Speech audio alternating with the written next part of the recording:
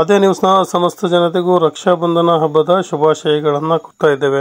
ಚನ್ನಗಿರಿ ರಾಷ್ಟ್ರೀಯ ಸ್ವಯಂ ಸೇವಕ ಸಂಘದ ವತಿಯಿಂದ ರಕ್ಷಾಬಂಧನ ಕಾರ್ಯಕ್ರಮವನ್ನು ಚನ್ನಗಿರಿ ಪಟ್ಟಣದ ವಿಠ್ಠಲ ರುಕುಮಾಯಿ ಸಮುದಾಯ ಭವನದಲ್ಲಿ ಹಮ್ಮಿಕೊಳ್ಳಲಾಗಿದ್ದು, ಕಾರ್ಯಕ್ರಮಕ್ಕೆ ಚಾಲನೆಯನ್ನು RSSನ ಪ್ರಚಾರಕರಾದಂತಹ ಮಧುಕರ್ ಅವರು ಚಾಲನೆಯನ್ನು ನೀಡಿದರು. ಈ ಸಂದರ್ಭದಲ್ಲಿ ಚನ್ನಗಿರಿ ಪಟ್ಟಣದ ನಿವಾಸಿಯಾದಂತಹ ಹರೀಶ್ ಅವರು ಸಹ ಭಾಗವಹಿಸಿ ಕಾರ್ಯಕ್ರಮದ ಕುರಿತು ಒಂದು ಮಾತನಾಡಿದರು.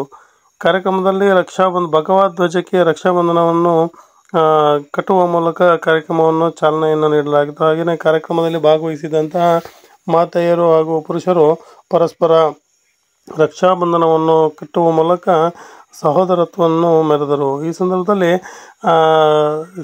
ಮಾಜಿ ಶಾಸಕರಾದಂತಹ ಮಾಡಾಳ್ ವಿರೂಪಾಕ್ಷಪ್ಪನವರು ಹಾಗೆಯೇ ತುಮಕೋಸ್ ಮಾಜಿ ಅಧ್ಯಕ್ಷರಾದಂತಹ ಶಿವಕುಮಾರ್ ಸೇರಿದಂತೆ ಇತರರು ಈ ಕಾರ್ಯಕ್ರಮದಲ್ಲಿ ಭಾಗವಹಿಸಿ ಪರಸ್ಪರ ರಾಖಿಯನ್ನು ಒಂದು ರಕ್ಷಾಬಂಧನವನ್ನು ಪರಸ್ಪರ ವಿನಿಮಯ ಮಾಡಿಕೊಂಡ್ರು. ವರದಿ ಸತೀಶ್ ಪವಾರ್, ಚನ್ನಗಿರಿಯಿಂದ.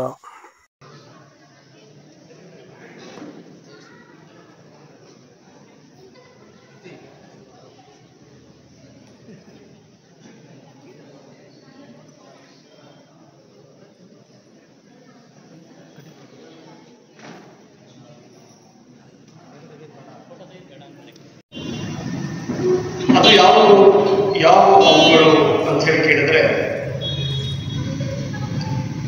ಮೊದಲನೇದಾಗಿ ಸುರಕ್ಷೆ, ರಕ್ಷೆ ಅಂತ ಹೇಳೋದ್ರಲ್ಲಿ ಇರುವಂತಹ ಒಂದು ಪದ. ಅದರ ಜೊತೆಗೆ ಬರುವಂಥದ್ದು ಸಂಘಟನೆ,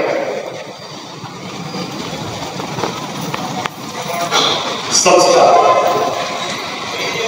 ಸಹೋದರತ್ವ ಮತ್ತು ಸಾಮರಸ್ಯ.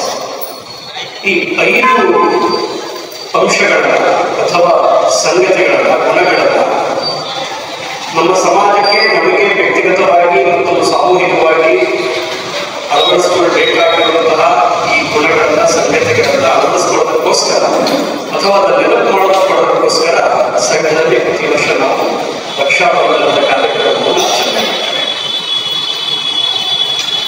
ಸುರಕ್ಷೆ ಅಂತ ಹೇಳಿದ್ರೆ 2 ಪ್ರಶ್ನೆ ಬರುತ್ತೆ. ಯಾರಿಲ್ಲ, ಯಾರಿಗೋಸ್ಕರ, ಯಾರ ಸುರಕ್ಷೆ, ಯಾರಿಂದ ಸುರಕ್ಷೆ?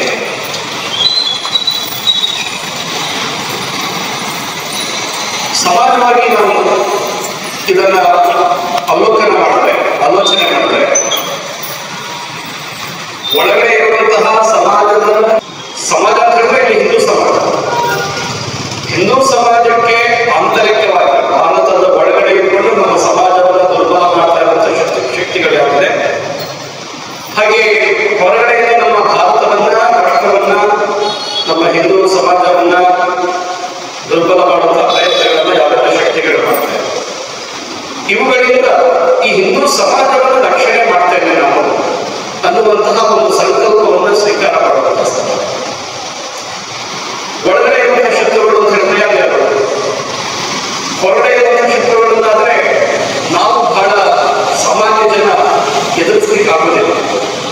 ಅದಕ್ಕೆ ಸರ್ಕಾರ ಇರುತ್ತೆ, ರಕ್ಷಣಾ ವ್ಯವಸ್ಥೆ ಇದೆ, ಸೈನ್ಯಗಳಿರುತ್ತೆ, ಏರ್ಫೋರ್ಸ್, ನೇವಿ ಅಥವಾ ನಮ್ಮ IB, ಈ ರೀತಿಯಾದಂತಹ ಸಂಸ್ಥೆಗಳು, ಪೊಲೀಸ್ ವ್ಯವಸ್ಥೆ, ಇದು ಅವುಗಳನ್ನ ನಿರ್ವಹಣೆ ಮಾಡುತ್ತೆ. ನಾವು ಸ್ವಲ್ಪ ಎಚ್ಚರಿಕೆಯಿಂದ ಇರುವಂತಹ ಅವಶ್ಯಕತೆ ಇದೆ.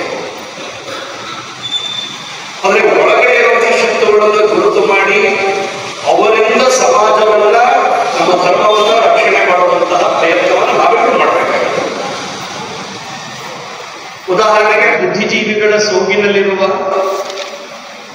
ನಗರ ನಕ್ಸಲರು, ಅರ್ಬನ್ ನಕ್ಸಲ್ಸ್ ಅಂತ ಹೇಳಿ ಯಾರು ಕರೀತಾರೆ, ಆ ರೀತಿಯಾದಂಥವ್ರು ಇರ್ತಾರೆ.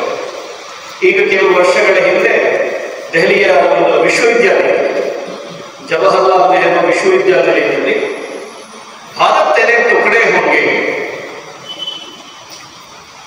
ಭಾರತ ತುಂಡು ಮಾಡ್ತೇವೆ, ನಾವು ಅಲ್ಲಿಯವರೆಗೂ ನಾವು ಹೋರಾಟವನ್ನ ಮಾಡ್ತೀವಿ ಅಂತ ಹೇಳಿ ನಮ್ಮದೇ ದೇಶದ ವಿದ್ಯಾರ್ಥಿಗಳು ಅಲ್ಲಿ ಘೋಷಣೆಗಳನ್ನು ನಾವೆಲ್ಲ ಗಮನಿಸಿದ್ದೇವೆ. ಬೆಂಗಳೂರಿನಲ್ಲೂ ಒಬ್ಬಳು ಹೆಣ್ಮಗಳು ಹೈದರಾಬಾದಿನ ಒಬ್ಬರು ಸಂಸದರು ಕಾರ್ಯಕ್ರಮಕ್ಕೆ ಬಂದಾಗ ಪಾಕಿಸ್ತಾನ ಜಿಂದಾಬಾದ್ ಅಂತ ಹೇಳ್ಕೊಡುದು, ಅಂದ್ರೆ ಅವರನ್ನು ತಡೆಯುವಂತಹ ಪ್ರಯತ್ನವನ್ನು ಮಾಡಿ ಈ ರೀತಿ ನಮ್ಮ ದೇಶದಲ್ಲಿ ಇದ್ದುಕೊಂಡು ನಮ್ಮ ದೇಶದಿಂದ ಎಲ್ಲ ಸವಲತ್ತುಗಳನ್ನ, ಉಪಯೋಗಗಳನ್ನ, ಉಪಕಾರಗಳನ್ನ ಪಡೆದುಕೊಂಡು ನಮ್ಮ ದೇಶದ ವಿರುದ್ಧ, ನಮ್ಮ ಹಿಂದೂ ಸಮಾಜದ ವಿರುದ್ಧ ಷಡ್ಯಂತ್ರಗಳನ್ನು ಮಾಡುವ ಅಥವಾ ಪಿತೂರಿಗಳನ್ನು ನಡೆಸುವ ಅಥವಾ ನೇರ ಸಮಾಜವನ್ನು ನಾಶ ಮಾಡಲಿಕ್ಕೆ ಕಾರ್ಯತತ್ಪರರಾಗುವಂತಹ ಶಕ್ತಿಗಳು ಯಾವುದಿದೆ ಅವುಗಳನ್ನು ಗುರುತು ಮಾಡುವ